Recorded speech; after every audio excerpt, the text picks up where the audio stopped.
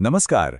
आज के इस विशेष विश्लेषण में हम एक ऐसे विषय पर बात करने जा रहे हैं जो बेहद अहम, गहरा और जज्बाती है। हरम अल शरीफ, उम्मा का दिल और विरासत। देखिए, मक्का और मदीना के साथ दुनिया भर के मुसलमानों का जो रूहानी रिश्ता है ना, वो किसी से छुपा नहीं है। ये सिर्फ ईंट पत्थरों से बनी इमारतें नहीं हैं, ये तो पूरी उम्मत मुस्लिमा की रूह हैं, उनका आधार हैं। तो चलिए सीधे शुरू करते हैं और समझते हैं इन्हीं जज्बातों को, कुछ ऐतिहासिक पहलुओं को और एक ऐसी ज़रूरी बहस को जो हमने सीधे अपने स्रोतों से ली है, और हाँ, बिल्कुल निष्पक्ष होकर। अब जरा इस नंबर को देखिए, 2 अरब यानी 2 बिलियन। दुनिया में लगभग 2 अरब मुसलमान हैं और पता है, इन 2 अरब लोगों के दिल हरम अल शरीफ के लिए धड़कते हैं।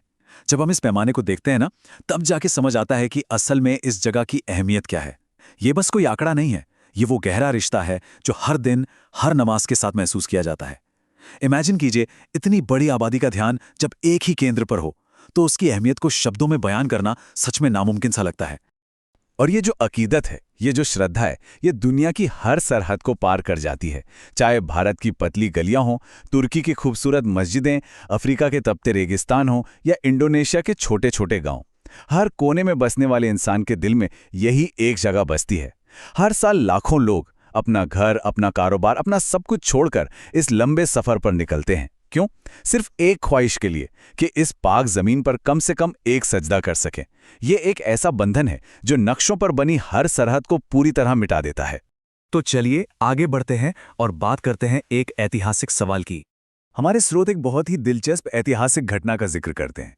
एक बार मुस्लिम देशों के शासकों और बड़े आलिमों की एक अहम बैठक चल रही थी, और वहां अचानक एक ऐसा सवाल उठा जिसने पूरे कमरे में सन्नाटा ला दिया। सवाल था कि क्या हरम अल शरीफ का प्रबंधन यानी इंतजाम सिर्फ एक देश के हाथ में होना चाहिए या फिर पूरी उम्मा को इसमें भागीदारी का हक होना चाहिए। अब आप खुद सोचिए, ये कोई मामूली सवाल तो था नहीं। ये एक ऐसी बहस का केंद्र है जहां जज्बात और प्रशासन दोनों आके टकराते हैं। इसी चर्चा से निकलकर सामने आती है साझा विरासत की अवधारणा। तो उस बैठक में जो सन्नाटा छाया था ना, उसे एक बुजुर्ग आलिम ने तोड़ा। उन्होंने एक बहुत ही गहरा नजरिया पेश किया। उन्होंने साफ लफ्जों में कहा, हरम सिर्फ एक मुल्क की मिल्कियत नहीं है, ये हर उस मुसलमान का है जो ला इलाहा इल्लल्लाह पढ़ता है। कितनी बड़ी बात है ये। ये बयान इस बात पर जोर देता है कि हरम के साथ उनका जो जुड़ाव है वो एक आत्मिक या रूहानी स्वामित्व है, एक ऐसी साझा धरोहर जो किसी कागजी दस्तावेज से नहीं बल्कि सीधे उनके ईमान से तय होती है। और इस बात को समझाने के लिए उन्होंने इतिहास का हवाला दिया। सदियों से अगर हम देखें तो अलग अलग इस्लामी सल्तनतों ने हरम की खिदमत को अपना सबसे बड़ा सम्मान माना है। किसी ने दूर दराज से वहां पानी पहुंचाने का इंतजाम किया, किसी ने आने जाने के रास्ते आसान बनाए, हाजियों की सुरक्षा की जिम्मेदारी ली, तो किसी ने आलीशान मस्जिदें बनवाई। कहने का मतलब यह है कि हर दौर में इस काम को पूरी उम्मा का एक सामूहिक फर्ज और सबसे बड़ी जिम्मेदारी माना गया है। आइए अब इस चर्चा को थोड़ा और आगे बढ़ाते हैं और देखते हैं आधुनिक देखभाल और प्रबंधन को। उसी बैठक में उन्हीं बुजुर्ग आलिम ने एक और सच्चाई को पूरी ईमानदारी से स्वीकार किया, और वो है आज की ज़मीनी हकीकत।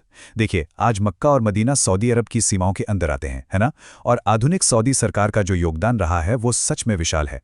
इन पवित्र जगहों का इतना बड़ा विस्तार करना, कड़ी सुरक्षा व्यवस्था, शानदार सुविधाएं, लगातार साफ सफाई और लाखों हाजियों की दिन रात खिदमत करना, ये सब वो ज़मीनी हकीकतें हैं जिन्हें हमारे स्रोतों ने पूरी तरह से माना है। और वाकई ये एक बहुत बड़ा लॉजिस्टिक काम है। लेकिन इन सब व्यवस्थाओं के बीच जज्बात अपनी जगह हैं। हमारे स्रोत बताते हैं कि उस दिन बैठक में मौजूद एक नौजवान की आंखें ये सब सुनकर भर आईं। उसने कहा, जब मैं टीवी पर काबा को देखता हूं तो मुझे बिल्कुल नहीं लगता कि ये किसी एक देश की सीमा है। मुझे लगता है ये मेरा घर है, हमारी पूरी उम्मा का घर है। बस यही वो असीम आस्था, प्यार और एकता का प्रतीक है जिसे दुनिया की कोई भी प्रशासनिक रेखा कभी बांट नहीं सकती। तो इन सभी बातों और भावनाओं को समझने के बाद अब हम आते हैं दो बिल्कुल अलग अलग दृष्टिकोणों पर। अगर हम इस पूरी चर्चा और इतिहास को ध्यान से देखें तो साफ तौर पर दो अलग अलग राय उभर कर सामने आती हैं। पहला दृष्टिकोण भौगोलिक वास्तविकता पर आधारित है। क्योंकि हरम सऊदी अरब में है, इसलिए उसका प्रशासन और देखभाल करना उसी देश का अधिकार और जिम्मेदारी दोनों है। वहीं दूसरा दृष्टिकोण उस साझा विरासत की बात करता है। उनकी मांग है कि चूंकि ये पूरी उम्मा की आस्था का केंद्र है, इसलिए इसके लिए व्यापक सलाह और किसी न किसी स्तर पर भागीदारी होनी चाहिए। हमारे स्रोत इन दोनों ही विचारों को बिल्कुल आमने सामने रखते हैं, क्योंकि सच में ये एक बेहद संवेदनशील और जटिल विषय है। और इसी के साथ हम एक ऐसे गहरे सवाल पर आकर खड़े होते हैं जो हम सभी को सोचने पर मजबूर कर देगा। सोचिए, उमा की एकता के इस सबसे बड़े प्रतीक के लिए एक ऐसी जगह जो लगभग 2 अरब दिलों की धड़कन है, इस जटिल बहस को आखिर कैसे सुलझाया जा सकता है? ऐसा क्या रास्ता निकल सकता है जिससे आपस की बातचीत में पूरा सम्मान हो, गहरी समझदारी हो और सबसे जरूरी बात, उमा की एकता हमेशा बरकरार रहे? इस बारे में आप सब जरूर सोचिएगा। आज इस खास जानकारी के सफर में हमारे साथ जुड़ने के लिए आपका बहुत बहुत शुक्रिया।